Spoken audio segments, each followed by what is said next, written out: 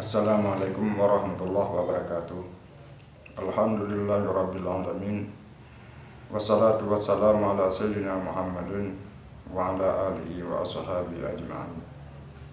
Amma ba'du, ya ikhwanul muslimin dimanapun Anda berada. Pada malam ini izinkan saya untuk berbagi informasi, berbagi pengalaman, dan berbagi ilmu tentang permasalahan seputaran program-program daripada Sultan Kerajaan Aceh untuk Aceh ke depan, khususnya di kawasan kecamatan kita ini, daripada basis Tunku Syekh Dirube, basis Deyang Mansur Shah, yang merupakan ada program-program daripada guliran dana yang begitu besar pada titik-titik koordinat YP, di antaranya di sekitaran Jalan Rube dan Garut. Di sini perlu kita perhatikan bahwa dana tersebut sudah jelas daripada sumber akun koin ada dari Edescan ataupun dari BTC Satoshi milik daripada Jepang dan Inggris, dan ada khas yang menghasilkan koin dari Australia yang terkoneksi juga kepada Asia Timur, yaitu India. Jadi di sini kita harus waspada dalam program yang didukung ataupun disarankan oleh pihak luar dengan berbagai macam master plan-nya yang tidak sesuai nanti dengan apa yang terbesit di dalam benak ataupun cita-cita kita bersama. Di sini problem yang pertama, dalam melanjutkan berbagai macam misi daripada kesultanan terkait dana limpahan dari internasional, di sini perlu kita waspadai tentang masalah tanah, tentang masalah lahan yang dimiliki tersebut.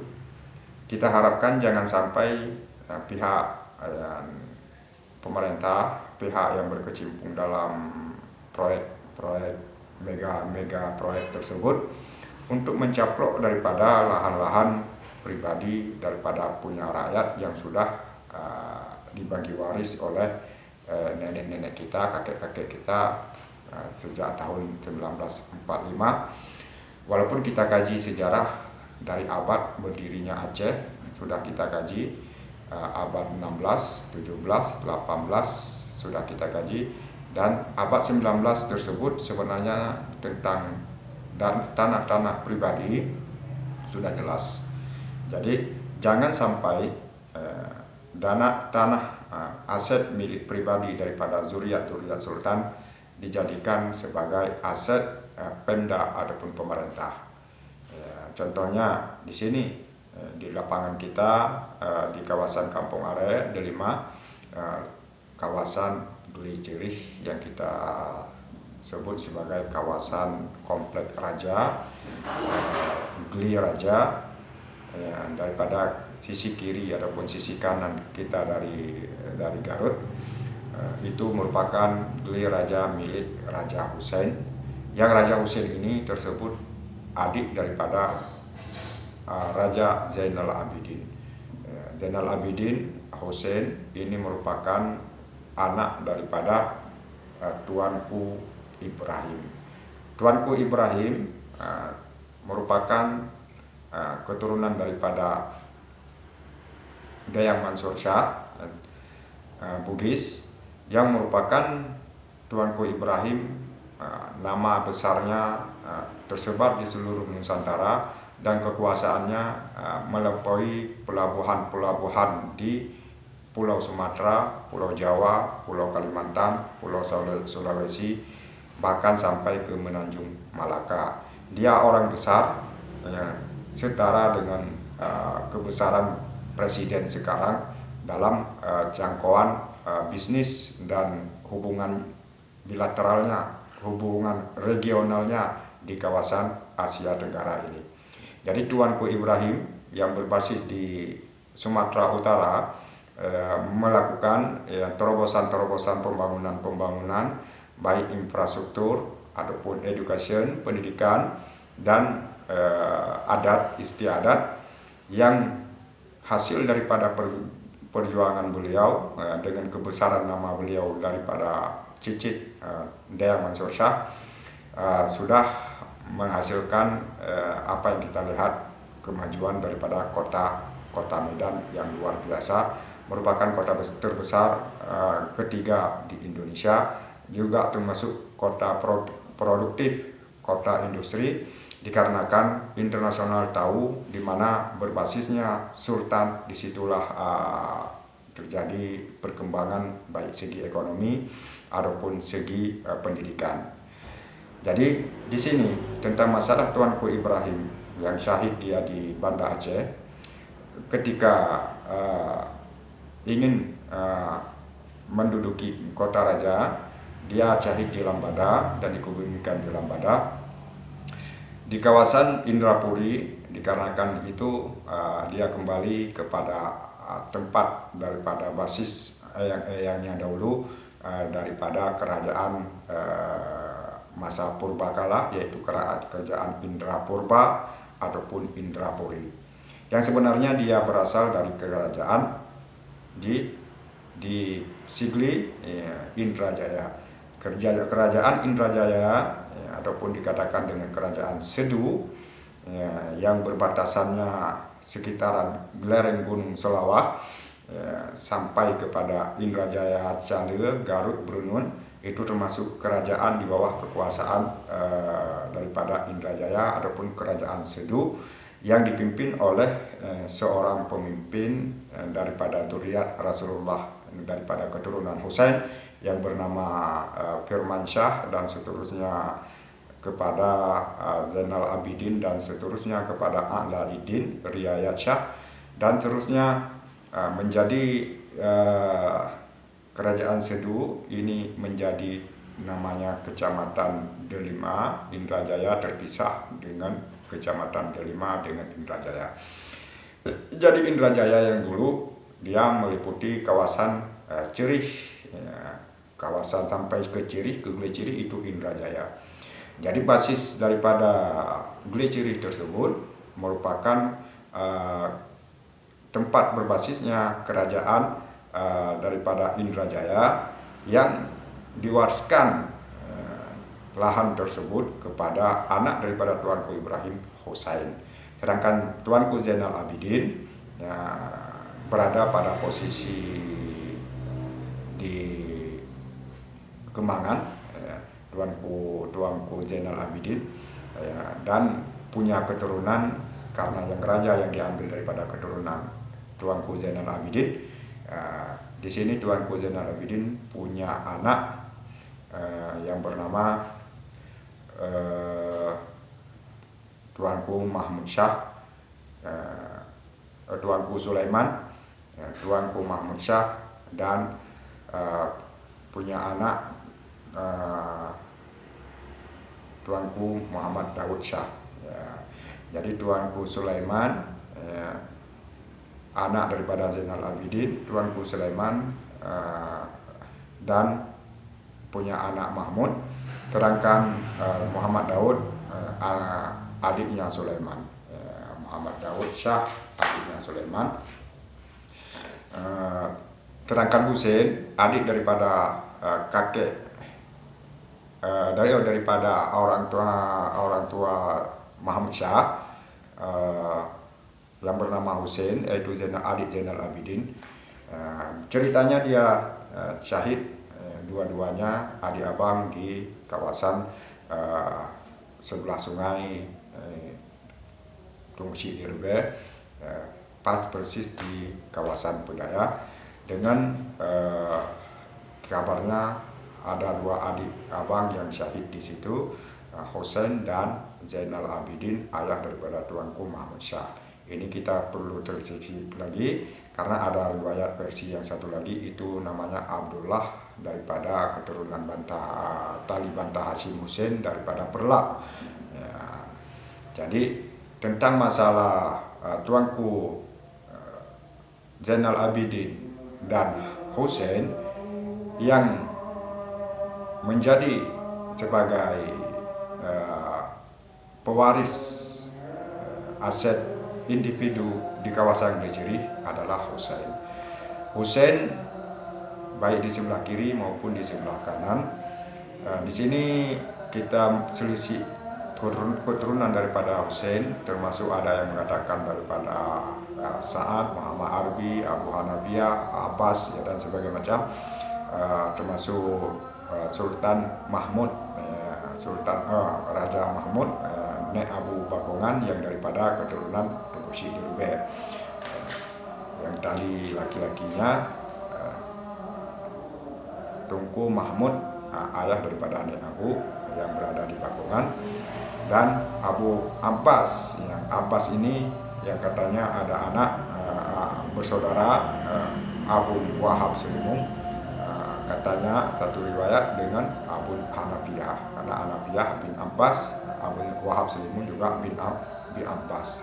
Berarti dinisbahkan Abu Hanafiyah kepada Tengku Syekh. Sedangkan ada yang mengatakan Abu Selimung, lainnya Abbas. Abbasnya Abbas ke Tanah Abeh, Tanah Abeh Al-Huzremi, Tanah Abeh. Ada yang mengatakan itu Abbasnya berbeda, tapi menurut saya, pandangan saya, ada kabar yang mengatakan antara Hanafiyah dan Abu Wahab Selimung itu sepupu, adik. Kalau sepupu, karena sama-sama Said semuanya. Kalau sama-sama Said, otomatis satu punca dari punca. Kalau dari Hasan ya Tengku Syekh, kalau dari Husain ya Abdul Aziz, Raja Perlak. Di sini ada kajian baru tentang masalah Putroneng. Ya, Putroneng itu merupakan putri daripada kerajaan Sedu. Jadi walaupun Putroneng berada di kota Lusmawe, di sini dikatakan dengan namanya Putri Nian Hiu. Jadi riwayat Putri Nian Hiu ini, Putra Nian Hiu ini, memang ada sedikit legenda di kami di sini tentang masalah ada orang, ya ada keluarga kami di sini yang satu keluarga kami di sini yang pantang daripada memakan ikan hiu. Jadi Putroneng termasuk daripada anak kerajaan Pidi, kerajaan Sedu, ataupun nama dulu daripada kerajaan Indrajaya. Ada penampakan pada diri saya ini di kawasan depan, di Panglong itu, di Galon itu. Kalau kita katakan nian hiu, ikan hiu ataupun ikan yer, tapi yang nampak sama saya bukan ikan yer, tapi ikan lumba-lumba. Jadi kayak putri duyung, si putri duyung yang terdampar di kawasan Galon tersebut. Si wajahnya paratnya cantik, jadi dia berenang di situ dalam jelmaannya sebagai putri duyung. Jadi kalau di sini kita kaitkan dengan Putroneng, mungkin agak miris sedikit, orang mengatakan kalau Putroneng itu dia bisa siapa yang naik dan menikah dengan Putroneng akan menjadi korban daripada pihak laki-laki sebanyak 99 orang. Ya. Satu yang selamat itulah si pendiri Alaidin, pendiri kerajaan Aceh, yang menikah satu daripada putri kerajaan Indrapurba di Indrapuri, satu lagi menikah dengan putri Nian Hiu ini ataupun Putroneng yang katanya sebagai tawanan perang di Indrapurba. Dikarenakan polemik tentang masalah siapa raja, ada nama yang purba kala dulu, semasa Indrapurba, semasa Indrapatra, Nian Hiu Indrajaya ini bernama kerajaan secara penelitian saya kerajaan Samaindra. Jadi Samaindra ini persis berada di posisi Garut. Di posisi Garut di kawasan Desa Dayak Muara. Jadi Desa Dayak Muara di situ ada suatu masjid yang berupa candi, tapi ada naiknya ke atas. Ya, masjidnya agak berdiri bulu roma kita apabila memandang masjid tersebut, dan di atasnya pakai anak tangga, dicat agak kegelapan pakai cat tempo dulu seperti selender lah, seperti cat dengan cat oli bekas gitu. Jadi ada naiknya ke atas dan ada ruang di bawah tanahnya. Ruang di bawah tanahnya, alas di bawah tanahnya setinggi kita untuk bisa bersembunyi ketika terjadi serangan-serangan daripada kerajaan-kerajaan yang lain. Jadi pas di posisi ujung jalan Rubea ini di Garut, yang pas di ujung jembatan. Yang sebenarnya dulu jembatan tidak di situ. Jembatan daripada Garut sebenarnya di kawasan Uledutu. Jadi di Uledutu kita belok. Karena kenapa nggak tembus daripada jembatan kepada Garut yang jembatan sekarang? Karena sebelah Garut tersebut milik daripada raja putri kami, raja daripada Firmansyah, daripada Raja Pidir, yang menguasai kawasan pasar ikan sampai kepada Nasablang tersebut, kepada makam Abdullah Syafi'i, Wali Abdullah. Itu merupakan kawasan daripada kawasan Raja Sultan daripada adiknya Tunku Sidirbe, Tunku Sididian, yang sehingga jembatan tidak mampu, tidak bisa dijeblol, digolkan untuk menyeberang ke hulu, ke seberang. Karena di sana di ujung jembatan tersebut di Dayak Muara ada juga masjid yang berdiri kokoh dalam bentuk arsitekturnya candi semasa kerajaan Samaindra. Jadi itulah tanah pasar itu juga merupakan punya daripada keturunan raja, daripada pihak Tunku Sidian. Glecirih tersebut juga merupakan daripada keturunan daripada abangnya Tunku Sidian, yaitu Tunku Sidirbe, yang posisi hak individunya yaitu kepada Raja Hussein. Sedangkan Raja Zainal Abidin, kita tahu dia bermakam di mana? Di Kemangan, kawasan Lemputu. Berarti otomatis Zainal Abidin ke sana, walaupun akhir-akhir tahun sesudah abad 19 daripada anak-anak Zainal Abidin kembali lagi kepada kawasan Hussein karena polemik konflik dengan daripada pengejaran kafir dari Mila, dari Ilet, dari Melayu, ya, yang berpindah ke Gampong Are dan berpindah ke Rubea, dan dibantu oleh Laksamana ataupun panglima besar daripada adiknya Abdul Jalil, daripada adik Iskandar Muda, yaitu Tuanku Bantaha Hashim, wali daripada adik Iskandar Muda, Tuanku Abdul Rahim, yang abad 18 yang dipegang oleh Tuanku Bantaha Hashim, bersama-sama bermukim di Rubea, dan beliau syahid di Padang Tiji pada hari Jumat. Ya. Terangkan di sini problem yang perlu kita bahas adalah persyaratan yang pernah saya dengar dari guru-guru kami untuk menjadi negara kita ini terbebas daripada sengketa konflik dan merdeka istilahnya. Semuanya elemen, baik itu elemen masyarakat maupun elemen pemerintah, sipil ataupun militer, harus memperjelaskan posisi-posisi milik daripada warisan duriat-duriat sultan ataupun milik daripada rakyat itu sendiri, ya.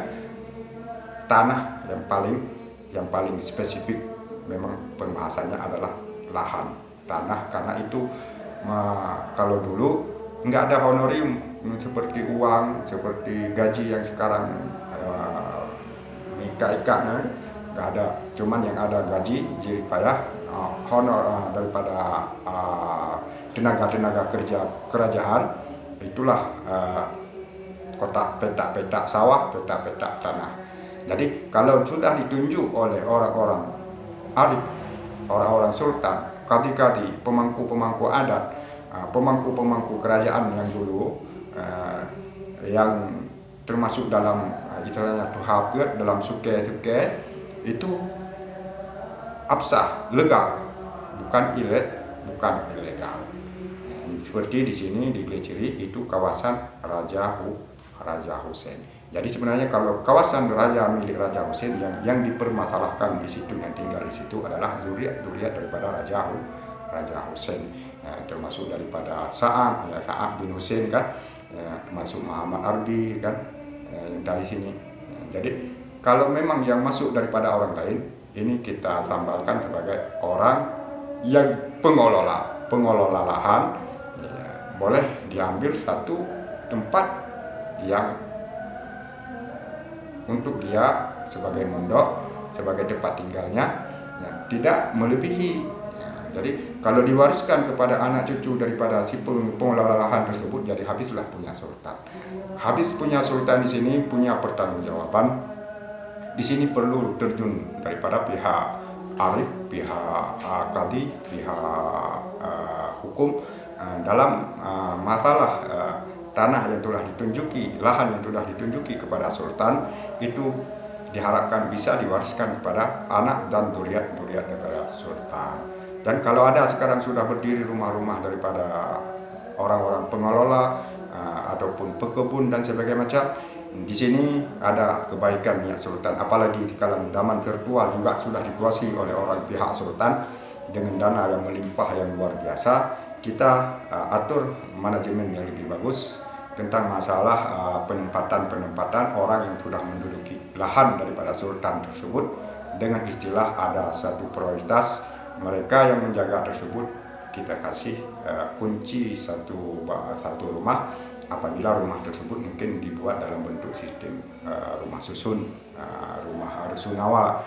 Jadi tanahnya tetap bisa kita gunakan balik, tetapi sistem ataupun prinsip daripada orang yang mendiami tanah daripada tanah sultan tersebut adalah penghuni sementara. Jadi penghuni penantara, pihak sultan, pihak duriat sultan boleh mengambil bea, pajak ataupun sewa, ataupun boleh mengambil lahan balik dan merelokasi daripada penduduk yang bermukim di situ dengan pemukiman dengan istilah rumah susun ataupun rusunawa dan sebagainya macam. Di sini untuk penghematan daripada lahan untuk pembangunan baik apartemen ataupun instansi seperti sekolah-sekolah. Dikarenakan karena harta daripada milik sultan mesti bisa diwariskan kepada anak sultan. Bisa diwariskan kepada cucu-cucu sultan. Jadi di sini rakyat harus bisa memaklumi apapun kebijakan yang akan diambil nantinya oleh pihak kerajaan ataupun pihak pemerintah yang mengawasi, dikarenakan melubirnya dana-dana, di sini harus menerima dengan lapang dada. Dikarenakan kita sudah mengakui dengan secara hukum adat tentang masalah ada kawasan sultan yang sudah jadi yang jadi milik pribadinya, tapi dipakai oleh Pemda, dipakai oleh individu masyarakat lokal, yang sehingga diharapkan di sini digantunglah surat-surat kepemilikan kalau kawasan-kawasan yang sudah di legalitas di teken itu adalah milik raja, termasuk geli pekbohnya. Geli pekbohnya kita katakan itu geli raja, daripada keturunan cupo daripada Tunku Sidirube dan Tunku Sidirube, Tunku Sidian, dan yang ketiga adalah Arifin. Tunku Sidian ini Ahmad, dan yang ketiga adalah Arifin pada posisi masjid Gleceri, walaupun dikelola oleh masyarakat. Sedangkan masyarakat sekarang sudah ada posisi tapak rumahnya, besarlah tapak rumahnya, ada muat 4 kamar sudah sudah cukup. Tetapi dalam posisi masjid sekarang, kalau sultan bagaimana ya? Sultan otomatis dia pro kepada religi, tetapi di sini kita harus bisa mencari gantinya kepada duriat-duriat sultan apabila memang tidak dibangun istana dan tidak dibangun berbagai macam bentuk kantor operasional seperti istana kerajaan di Banda Aceh. Nanti harus ada tanah yang diplotkan kepada duriat-duriat sultan, terutama kalau di Gleceri adalah keturunan daripada Husain.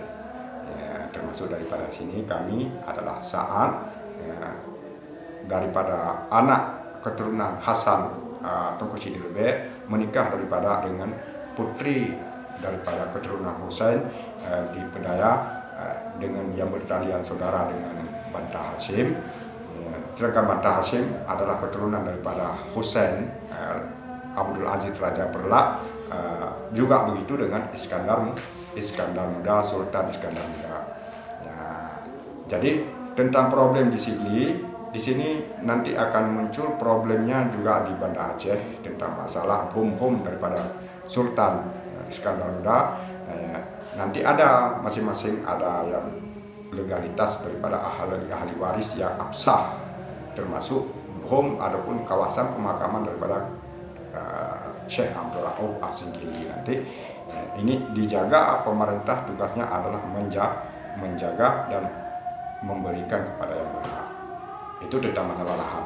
Ini syarat, ada yang mengatakan secara wejengan daripada guru kami, syarat Aceh berdaulat dan merdeka, disinilah puncanya. Pertama tentang masalah lahan, tapal batas, tentang masalah peta, dan yang kedua adalah yang zaman milenial ini tentang masalah aset kekayaan virtual. Aset kekayaan virtual ini luar biasa daripada punya kerajaan. Kita dapat kebocoran kemarin, ada yang dipergunakan untuk ada dana pemilu, BLT, untuk bansos dan berbagai macam daripada guliran dana koin Bank Dunia, Inggris, ETH dan Bitcoin yang terkoneksi dengan koneksi global.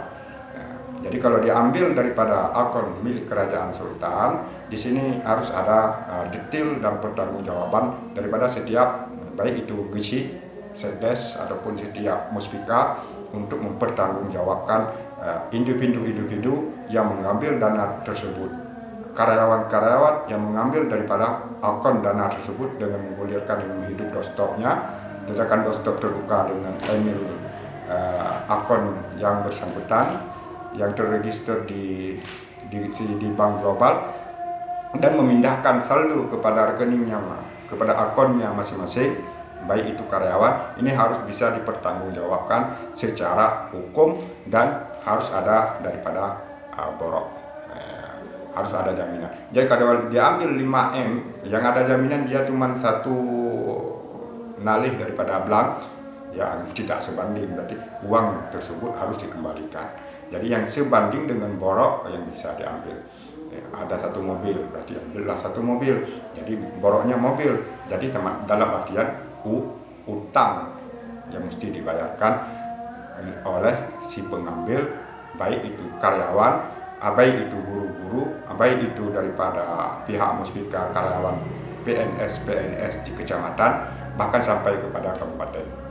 Adapun kadang-kala ada ketua-ketua daripada ketua partai. Di sini kalau mengambil dana dalam jumlah yang besar untuk kebutuhan politik, perlu pertanggungjawaban untuk mengatasi KKN, untuk mengatasi untuk penegakan hukum. Yang penegakan hukum ini sabi-sabi dilakukan oleh pihak internasional, oleh pihak yang bersangkutan, yang kita kerjasama, yang menjadi relasi untuk dana tersebut jangan sampai menjadi bumerang kepada pribadi individu.